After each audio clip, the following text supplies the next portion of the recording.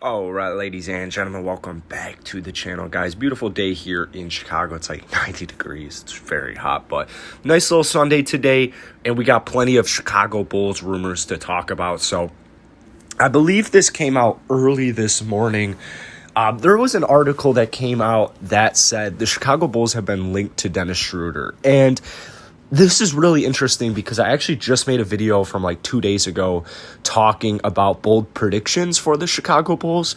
And one of those bold predictions was that they were going to sign Dennis Schroder. And, before I go any further in this video, let me make it be said that, just because they were bold predictions doesn't mean I, necessarily want them to happen or believe that they're going to happen.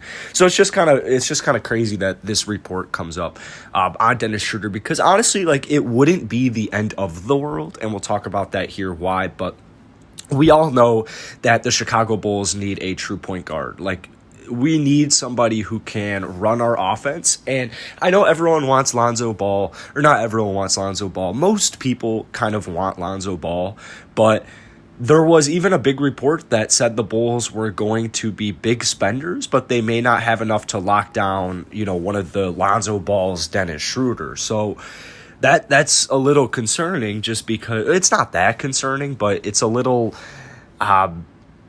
not like depressing. That might be a little too sinister, but like, it's just not ideal. I mean, I wish we could I'll talk about why I would even just take Dennis Schroder worst case at the end of the video here, but it is kind of depressing to see, like, we may not be able to afford Lonzo Ball or Dennis Schroder, but we'll still be big spenders. It's like, well, okay.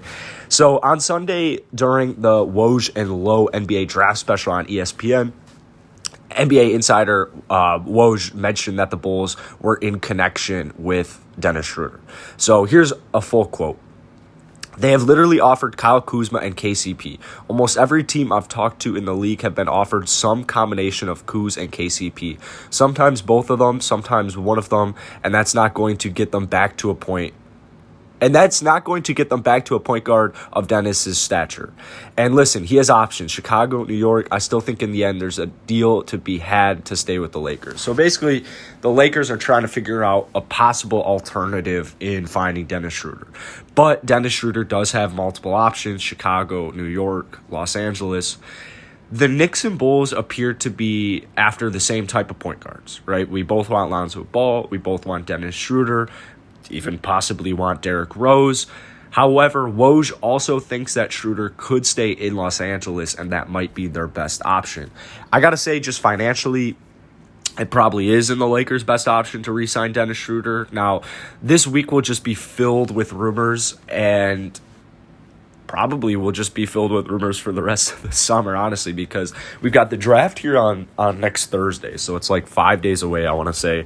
And then we have free agency opening on August 2nd. So it is like all of these rumors are about to start coming in, and it's honestly going to be awesome. It's going to be awesome. So hopefully the Chicago Bulls make the proper moves.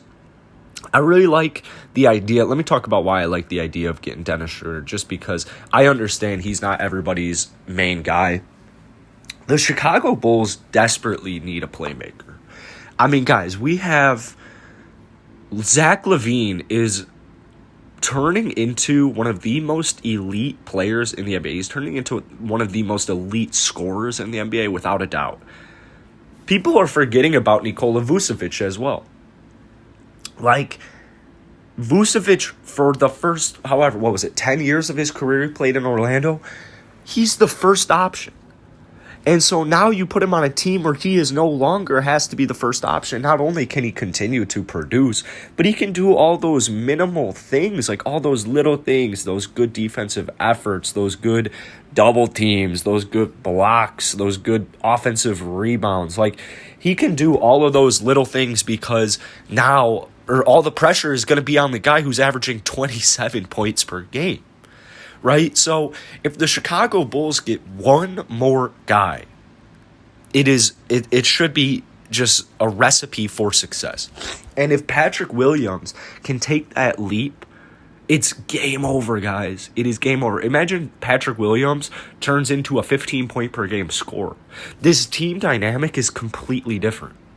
So Obviously, I don't want to bank around the fact that Patrick Williams in his second season can start putting up 15 points per game while he's still going to have to defend the hardest player on the court, or the best player on the court.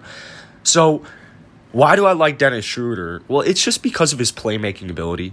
It's just another guy to get the pressure off of Zach LaVine, to get the pressure off of Nikola Vucevic, and to help just create more opportunities, create more open shots. Basketball teams were able to game plan around Zach LaVine and only Zach LaVine for the last 3 years. So now you bring in Nikola Vucevic. Unfortunately, Zach LaVine goes down for 11 games due to COVID protocols. But I guarantee you, if Zach LaVine doesn't miss those 11 games, the Chicago Bulls would be in that play-in tournament. If the Chicago Bulls were that close to the play-in tournament without having their best player for 11 games during the most important part of the NBA season, name me one team that could have been in that situation.